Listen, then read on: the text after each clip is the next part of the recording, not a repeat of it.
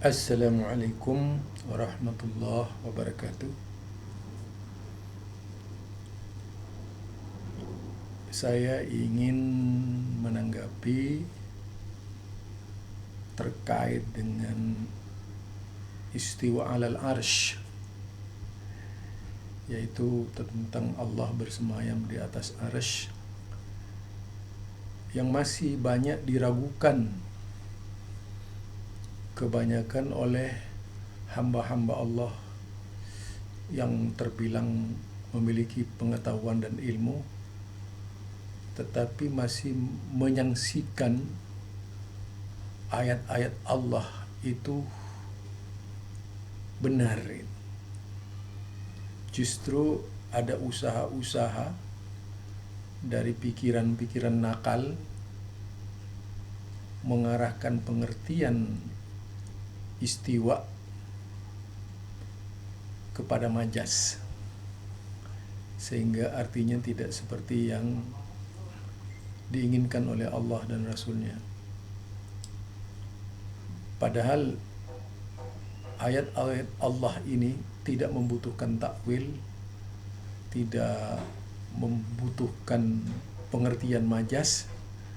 Jelas dan nyata bahwa yang difirmankan oleh Allah memang datangnya dari Allah Subhanahu wa taala, bukan pendapat-pendapat manusia yang kapan saja bisa salah, walaupun juga bisa benar.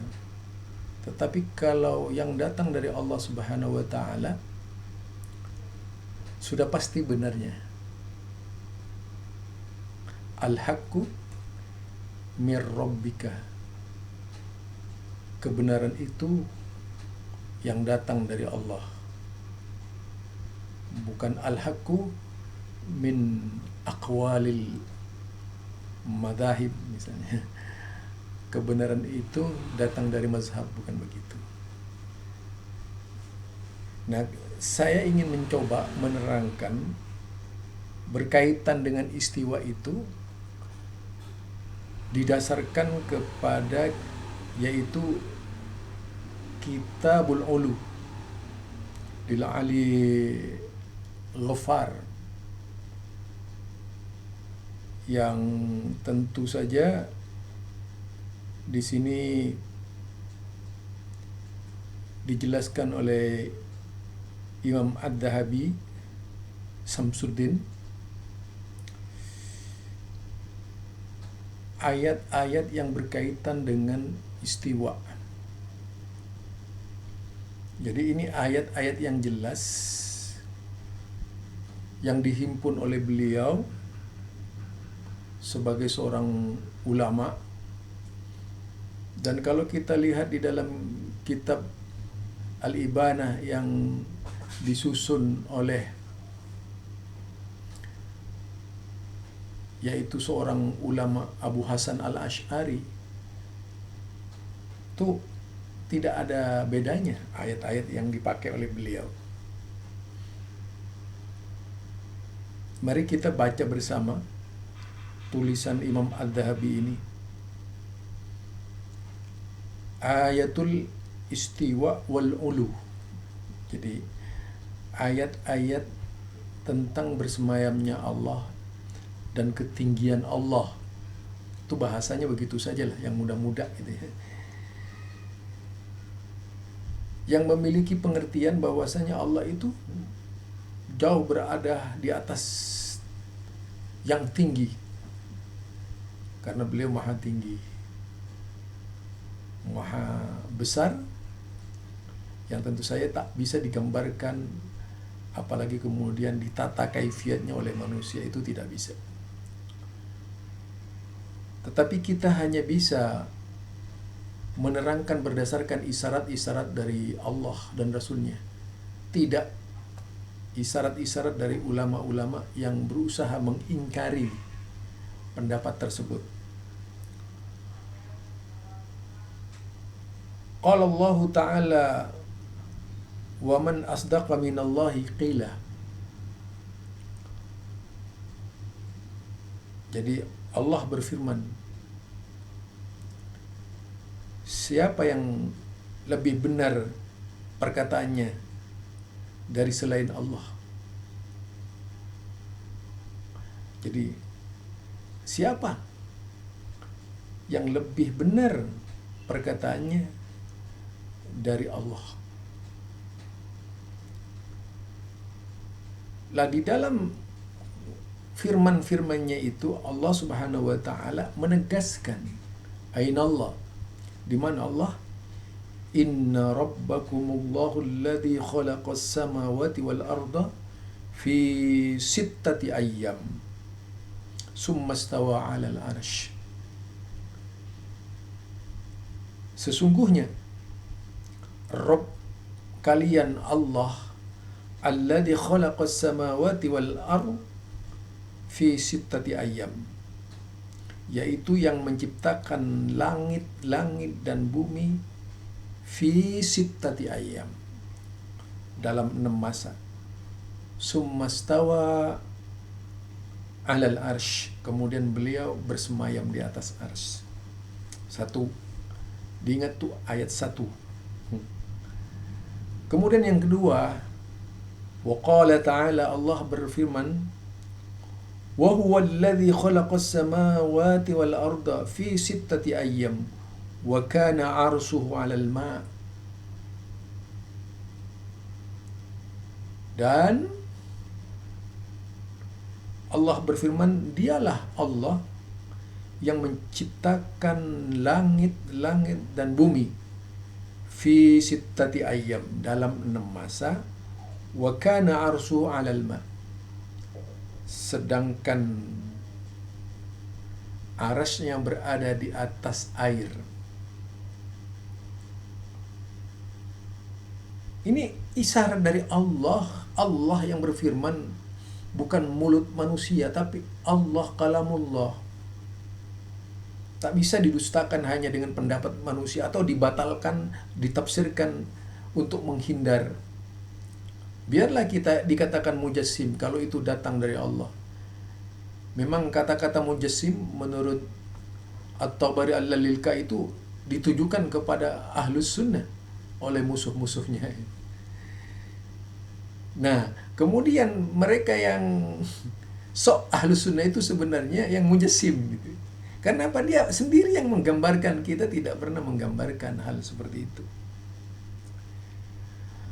Juga kita lihat waqala ta'ala fi wasafi kitabihil aziz, yaitu Allah Subhanahu wa taala berfirman mensifatkan kitabnya,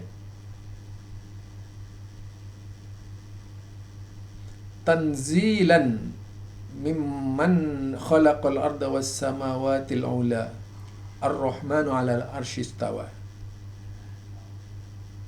Diturunkan dari yang menciptakan langit dan bumi.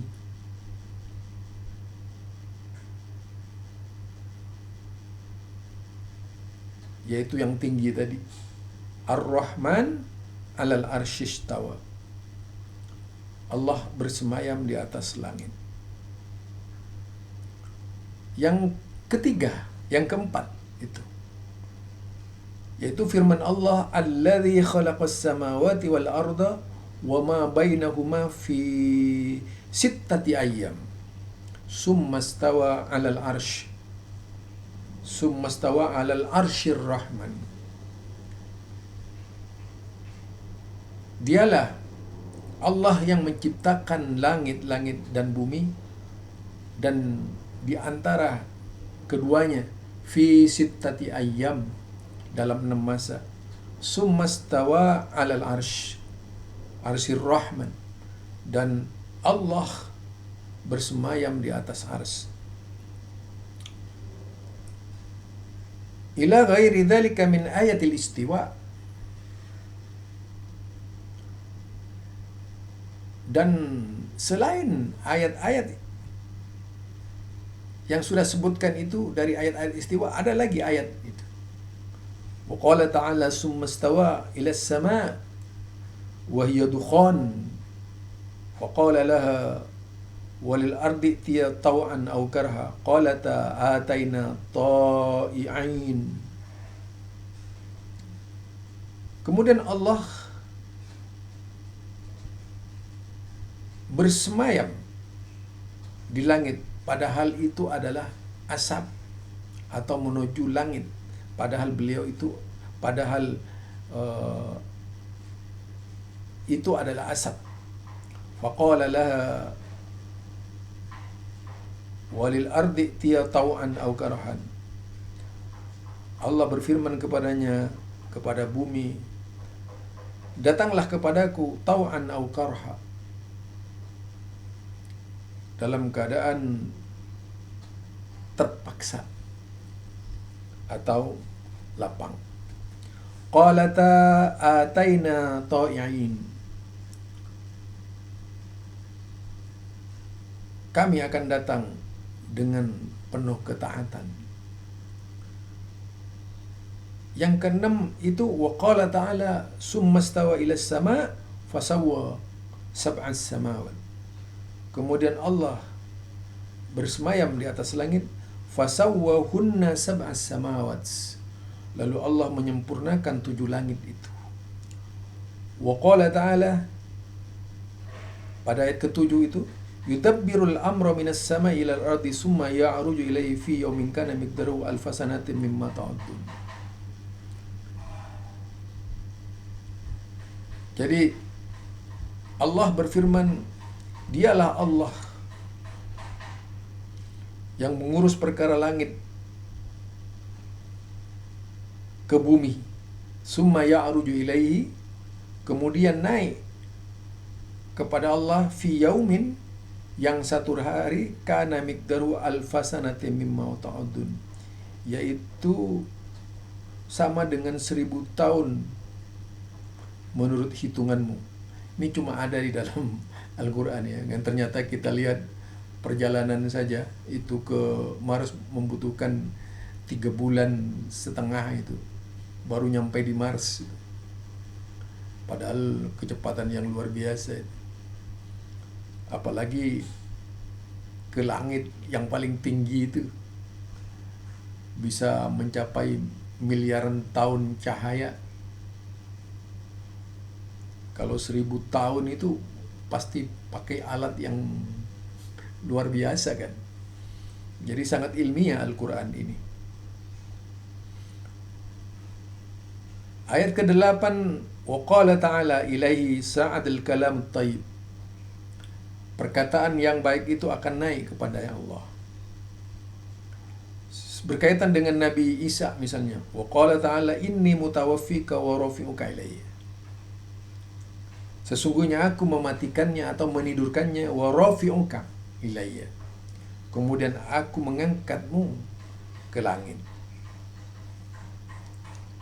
Itu di antara ayat-ayat Allah yang begitu banyak menerangkan bahwasanya Allah Subhanahu wa taala itu memang benar-benar bersemayam di atas arsy. Nah, para sahabat itu tidak ada yang menolak jihad, walaupun tidak ada juga yang membicarakan jihad, yaitu arah. Bahkan Imam Qurtubi menyebutkan di dalam tafsir Quran itu bahwa Allah istiwa di atas langit itu hakikatnya. Walaupun kita tidak pernah diberitahu kaifiyat hakikatnya. Lah itu kata Imam Qurtubi tentang keyakinan sahabat yang ditulis oleh beliau di dalam tafsirnya.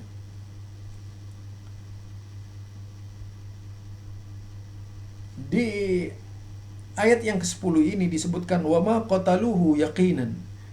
Dia tidak membunuh secara yakin, bal rafa'ahu Allah ilaihi. Tetapi Allah mengangkatnya kepadanya. Mengangkat. Artinya kalau mengangkat itu bukan ke bawah, ke atas. Wa qala ta'ala fil malaikah yakhafuna rabbahum min fawqihim.